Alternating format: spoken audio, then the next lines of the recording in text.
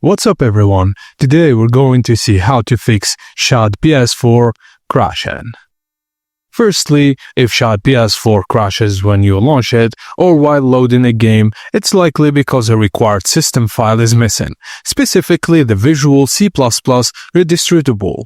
To fix this, you'll need to download and install those redistributables. Let's move on to the next step.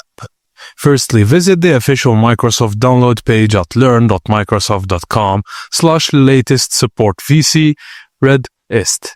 Download both versions for 64-bit systems and for 32-bit apps. Once downloaded, you're ready to install them. Continue to the next step.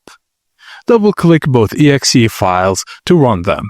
Accept the license agreement and proceed with the installation.